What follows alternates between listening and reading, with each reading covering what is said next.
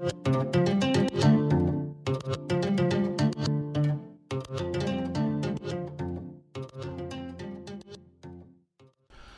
there, my name is Steve Gerhardt, and this is the Unagi Observer. Thank you so much for stopping by and watching the video. This is a labor of love, so I appreciate that you're watching this. This week we are going to talk about Welcome to the Outcasts restaurant. So let's go ahead and get into it.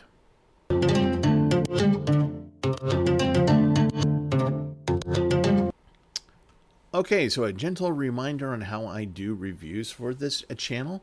I do the 3-episode treatment for anything that is not a movie and is longer than 3 episodes. The reason why I do that is sometimes the first episode people kind of quit on it, not realizing that maybe the rest of the series could be awesome, and it's just that the first episode was kind of a weird outlier. By the 3rd episode, I usually get an idea of the vibe of the characters, of the show, an idea of where the plot is heading. And also by episode 3, I can determine whether or not if this is something I would continue watching. And that's kind of how where I start to do my review. So this week we're going to do Welcome to the Outcasts restaurant. This is a sort of a budding new, fairly new genre of anime where we combined 2 genres, cooking and food, to dungeon adventuring and fantasy. So we meld these things together and we have this kind of fun little genre of anime of cooking and going through dungeons. And of course, the first thing that you all are probably thinking about right now is Delicious in Dungeon. Yes, that wonderful anime. It's a fun one. I am currently watching that, and so this anime is going to be in that vein. It's not exactly the same thing, and you'll see why as I describe the plot. But if you're into Delicious in Dungeon or that kind of a thing, then this is probably going to be up your alley. So let's go through the particulars real quick. Let's talk about some of the facts to Welcome to the Outcast restaurant. This is done by Studio OLM.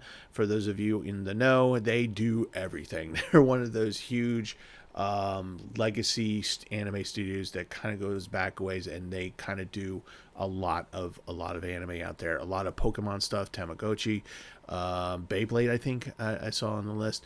The list is huge, and that's just. I mean, I'm just barely scratching the surface with what I just mentioned. So a competent studio is very much behind this, which means that it has a budget and it is reasonably animated. It is based originally on a novel series. So this is actually from novels going back in from 2018 to 2020. They also got the light novel treatment. I think there's 3 of them thus far. They started in 2019. There has been a manga on this as well, which has started in September of 2019 and is ongoing. And of course, we have the anime television series, which we're going to talk about today, which started just recently in July. And I believe we're at episode 7 on Crunchyroll for that. So this is directed by Hoji Shimura. If you don't know that name, let me tell you what he's done. A lot of Pokemon, Tamagotchi, that kind of stuff. So he's got a actual impressive list of anime that he's done, but that's kind of the vein that he's been working in for many years.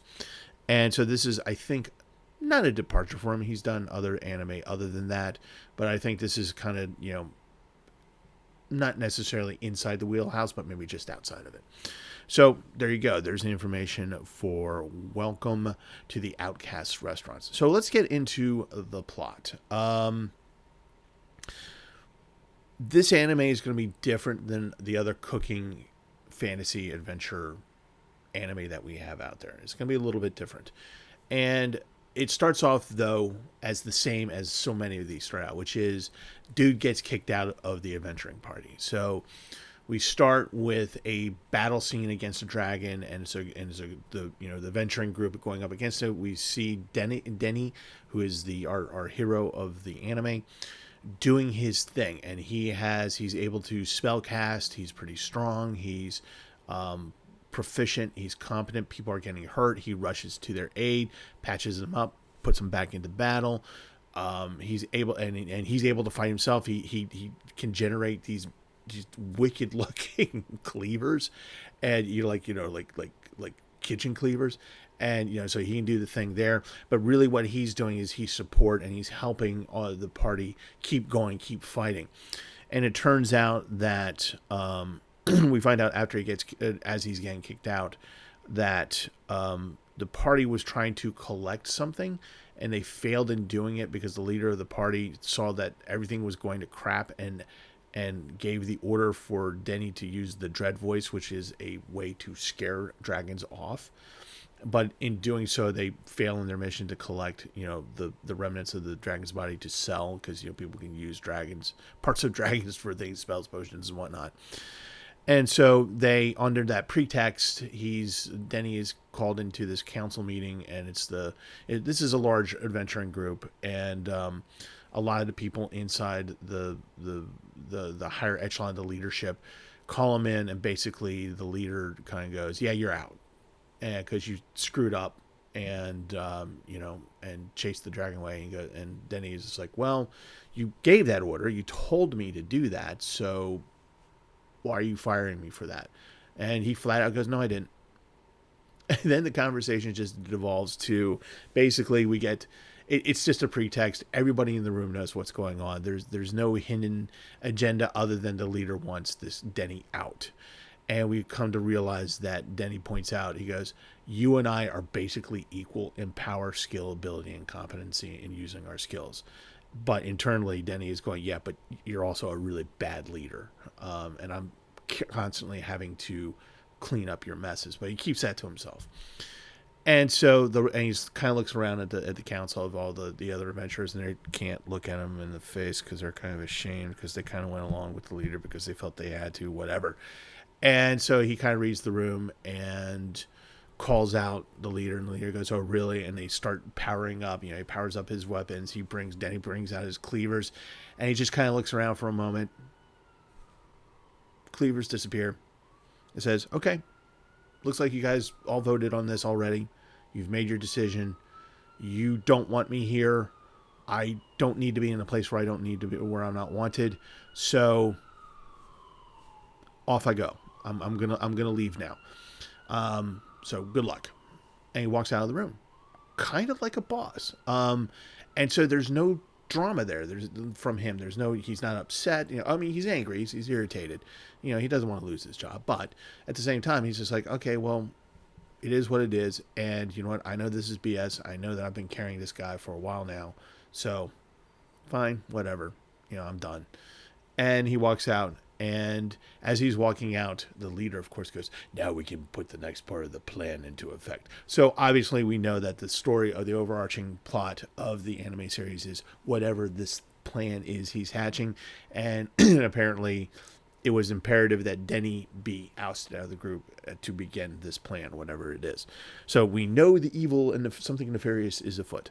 So Denny he walks out, he's got his sack with his equipment and stuff, and he's walking out, and he's looking around the capital city. He goes, "Yeah, I probably can't afford to live here anymore, but that's okay. Get, fresh start. I'll go somewhere else." Walks out the gates. One of the people that I think was not in the council meeting learned that he had been kicked out, ran up to him and said, No. I recruited you. I know what your worth is. Get back in there. Plus, you got to make me dinner. You're a great cook, and you got to make me dinner. One more dinner. Or at least make us a bunch of meals to last for the month. Please, please, please. And does the little girl pounding on his chest going, going, wah, kind of, whatever.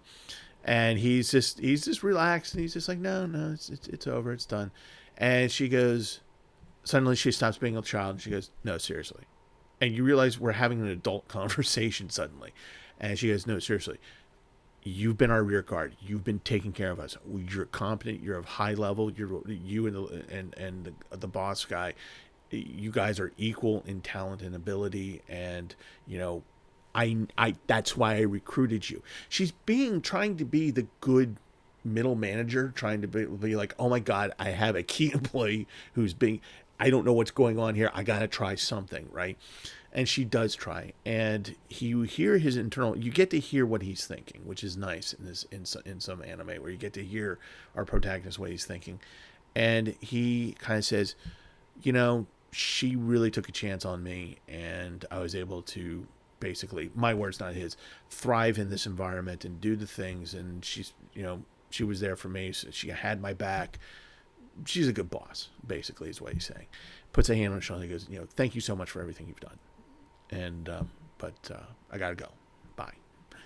And so she's upset about this. So we know we're going to see her again in the future, right? Right. So he walks off. He goes to another town and, kind of where nobody knows him. And when he's fine with that.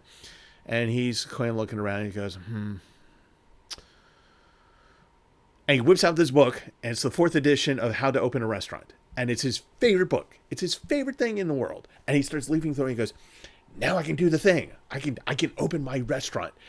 And for the rest of the second third of the episode is him starting off on the journey to living his best life. And he's excited. He's ready to rock and roll on this. He's going to the stores. He's taking advice from the book, and he's like, oh yeah, I have to be respectful to the distributors so I can get the good stuff. So I got to be nice to these people. I can't do the thing. I got to compliment people on their brand so I can be on their good side, so I can continue a good business relationship with these people. I got to find a place. I got to do this, and he's so excited about it. And even at one point, he's just like, oh, this is the greatest thing. I'm so freaking excited. And it's a wonderful feeling because you, as the viewer, get invested in what he's doing to the point where you almost forget that this is also a fantasy anime, that there are dragons, there are goblins, there are evil things out there, and that he is an adventurer, a high-level, very experienced adventurer, but he's just like, he's done with that life, right? He's doing the thing that he loves doing, which is cooking. He loves to cook. That's his thing. That's his hobby, so to speak. He's a foodie. So he's about to go on to live his best life. And he's walking through a market square, and he sees a slave trader. So slavery exists in this world. And he sees this really young girl. If I had to guess, the age of the girl is probably 9 or 10 years old. Very little thing, sack for her dress, dirty, and she's got the dead eyes of someone who has seen too much. And she's just standing there, and she's got pillories on her wrists.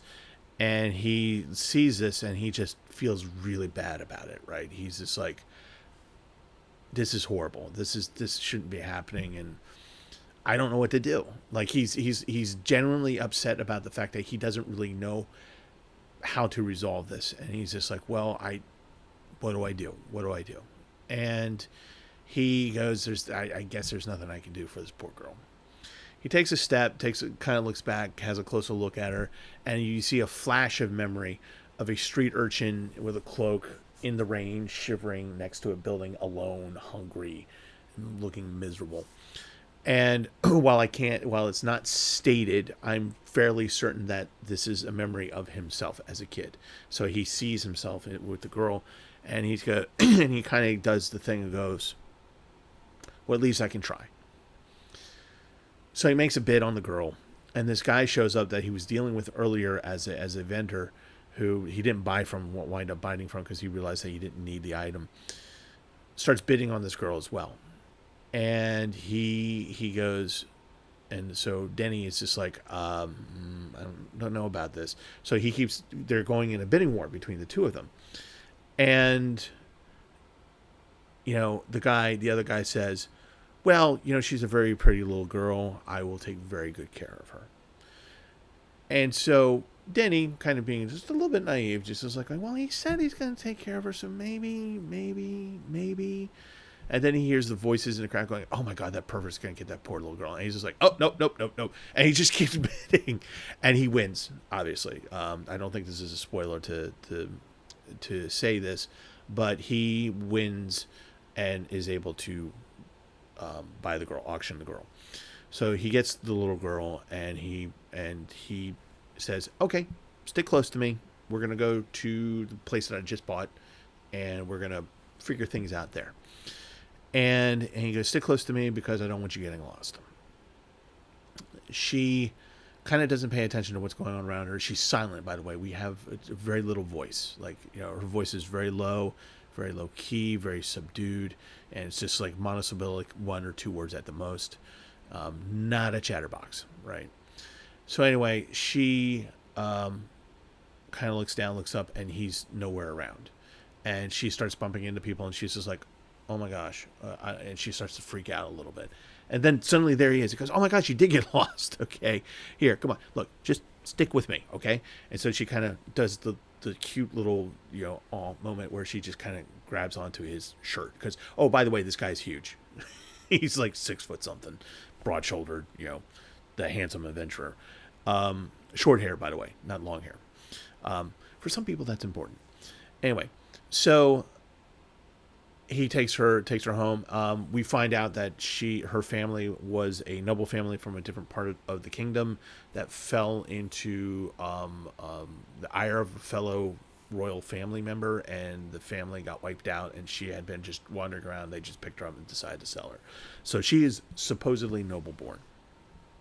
So he gets her home, or gets her into the restaurant, cleans her up, has a woman come in to clean her up. He doesn't clean her up. He gets a woman to come in to take care of her, because I think it's one of those things where you guys is like, this is a step beyond me, so I need a woman's touch here to make sure that this girl doesn't freak out on me, like in case I do the touch the wrong part of the shoulder or head or something and cause a reaction.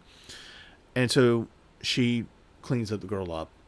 He buys an outfit for her, and cute little outfit, and he sits her down and says, hey, what's your name? And she goes, heartbreakingly, she goes, Slave. And he's just like, oh god. And he's just like, no, what's your name? What do you want me to call you? My name is Denny. You are. And she gives him Atelier. I think that's what she says, Atelier. And he's like, great, you're Atelier. You know what, I'm going to tell you something here. The second floor, I just bought this today, but the second floor is yours. You can do whatever you want up there. You can stay, you can leave, you can do whatever you want.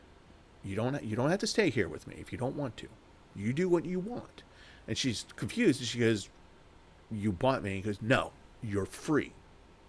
If you want to stay, stay. If you want to go, you're free to go. You can do whatever you want. And he's giving her a little bit of space, and she's kind of, okay, gradually kind of getting into this. And so then her stomach growls, and he goes, let me make you some food. Makes her some food. And of course he's, the amazing cook. And she has the one bite, and you get the cute little, this is the best thing ever kind of look on her face. And he's happy about it because she's happy. She's getting a full belly. She's, for once, smiling a little bit, and things are kind of okay in the moment. And he's sitting there looking at her, and just kind of with a small smile, happy that she's focusing on the food and all this stuff. And again, we get the adult conversation of, I don't know what happened to this girl. I have no idea. She's traumatized. There's something happened here, and I don't know what. I'm not going to push it, though. If she wants to tell me, she'll tell me. If she doesn't, she doesn't. I'm not going to push it. I don't know what to do exactly here, but I know what I'm good at. I can be nice, and I can feed her. So, moving forward until things change, that's the game plan. That's my game plan with this little girl.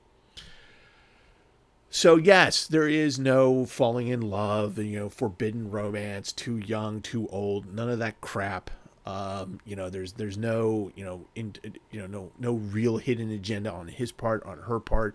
The relationship is clearly young person, guardian, young person very happy to be under the care of someone who actually is empathetic and literally is expressing, hey, I just want to make sure you're okay. I just want to make sure you're all right. And that's his agenda. And, yay. It's kind of nice, isn't it? Keep in mind that I've described, other than the first scene of an actual battle with a dragon, no fantasy stuff other than a little bit of magic when he's making food. The next 2 episodes is basically the team building episodes, where we get introduced to a couple more characters that are clearly going to be part of the team when the nefarious plan goes into action.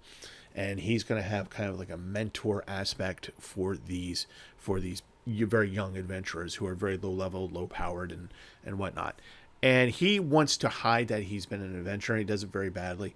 There's one point when the first person who joins the team, so to speak, is a woman swordsman who wields a claymore and is pretty good at it. she's lured. She goes, yeah, I can't find a job because no one wants to hire a woman swordsman. And so these next guys come in after her after she eats and loves his food. And they talk about how they're looking for another person. And he goes, oh, well, there's this person. Do you want me to have her meet you there? Her? Yes, absolutely. Then, of course, he comes to realize through other people coming in, finding his restaurant, because the word's starting to get out. And that not only is his food good, but they have this adorable little girl, poster girl, the girls that hand out the flyers and things like that, who serves you water, serves you your food, and just doesn't talk a whole lot, is very shy and just amazingly adorable. And so people come up for her and the food, and just to enjoy the adorableness and the great food. And so this group kind of shows up and goes, yeah, send her away. So she goes on a dungeon. As she's on the quest, these two other women come into a shop that appear to be regulars now, and they're like, oh yeah, this group of guys, they lure women into the dungeon, get them tired out, and then they do the thing and leave her there. And they usually die after they have their way with them. And he's just like, oh crap. Takes a paper bag, cuts 2 holes in it, puts it over his head, runs to the dungeon. The cleavers comes out, and he starts wailing on people, and he rescues the girl. He does this for another person, and you kind of get the idea this is how the first part of the series is going to go. We're building the team, and we're seeing that his approach to everything is more or less on an adult level, looking after people, and it's just very, very nice change of pace, because usually sometimes that's not the thing, and you get weird little romance things going on. So there it is. I don't want to spoil it anymore. I'm on episode 3. We're on episode 7 on Crunchyroll. So it begs the question, as the light keeps coming in and out, it goes light and dark in here, so sorry about that. Should you watch this? Again, I mentioned that if you are a Delicious in Dungeon fan, I think you will enjoy this. It is somewhat different in that it's more about a group of people coming together, literally kind of becoming a sort of a familial unit. And we have a guy who is just kind of a mentor, but not the ultimate, I am here to save the world kind of guy, but just, he's happy if he can just save the world for this little girl. So, that's kind of what it is. So if you like that, I think you'll like Welcome to the Outcasts restaurant. And, like I said, it's just an adorable little show. I really enjoyed it. If you're a foodie, I think you'll enjoy it. If you're a fantasy person, I think you'll enjoy it. Even if you like isekai, I think you'll enjoy this. There's no isekai in this, but it falls in that vein a little bit. So yes, this is a good show. I give it 2 thumbs up. One other thing that I was thinking about as I was watching this, Netflix used to have this show. I think it's still on there. I think it's Midnight Tokyo Diner. I think that's what it was called. And there's 2 seasons of it.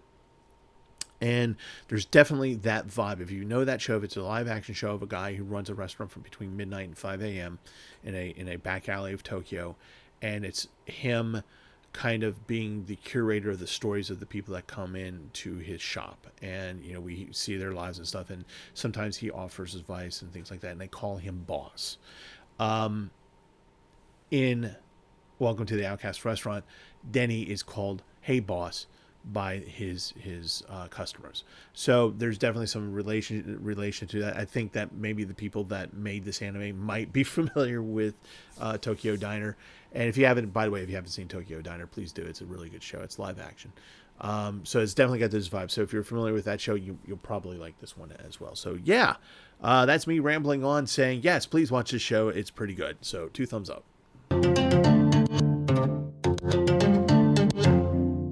All right, so that is it for Welcome to the Outcast restaurant. Please give it a go. Let me know what you think down below if you like it. No trolling, please. Wonderful little anime. Fresh breath air for me for some of the stuff I've been watching lately. And I've been enjoying it. I'll probably continue watching this. Honestly, I think this is on my queue list. Or not the queue list, but actual queue of watching. Because we all had those enormous anime queues. So before I wrap it up here, just wanted to give a shout out to, I always mispronounce it, so if I do, I apologize. Miryokukan. which was here in Baltimore this past weekend, August 29th through the 31st. I believe this is their second year. There's a second year. Due to a new job that I had gotten, I didn't think I was going to be able to go to it. And I really only poked my head into a couple panels. A friend of mine, the guy who does, I do Otaku Station with, Brent P. Newhall, over on the Anime Archaeology YouTube channel. He did 2 or 3 panels there, and I went in to see one of his panels on Sunday. One of his friends from the Otaku Brain Trust, who also does a lot of panels, Alan, was doing a sort of anime game show, which I finally got to sit in on part of it, and it looked like a lot of fun. So the next time he does it, I'm gonna try and enter into the game and see if I win anything. So anyway, this is my little badge. I don't know if it's focusing there. There we go. I don't know. Oh, come on. Anyway, you get the idea. So, a very small con. Second year, probably a couple 100, 300 people. I don't know. I'd probably have to ask. But it just didn't seem like that much. It was in the Lord Baltimore Hotel, which is a nice hotel. And it just kind of clicked. I felt like it kind of clicked. And from what I saw and an experience there, a nice, modest game room. If you guys remember Anymore, it's basically on that level, that size of things. Maybe Star City. I've been told that Star City looked a lot like that down in Roanoke. And so anyway, of what I saw, I liked. I'm not going to say that I attended the convention. I poked my head into it, and I liked what I saw. And I'm probably going to, since it's literally 10 blocks away from me, so it was just a 20-minute walk, leisurely walk for me. I'm probably going to do a panel there next year. Just kind of try it out and see what I think. But I enjoyed it. Brent, thank you for the badge. Brent did a panel on mythical creature, Miyazaki's mythical creatures, which I had not seen before, and I've seen a lot of his panels. And again, Alan, fun time with the game, the trivia game, anime and countries. It was kind of unique. I liked it. I liked it a lot. So Miura-con, good job, guys. Looks like you guys are hopefully going to last a while. My sincere hope for you, because I would like to actually do a panel for you next year, which leads me to the next topic, which is you guys need to stay healthy, stay good, because I want to see you out in the world at these conventions or out in the wild. And if you happen to see me, please come up and say hello to me. I would love to talk anime with you, or anything else, honestly. That'd be kind of fun. So be good. Love you guys. Thank you as always for watching. And as always, as the sun can't determine whether or not it wants to be dark or light, as always, watch more anime.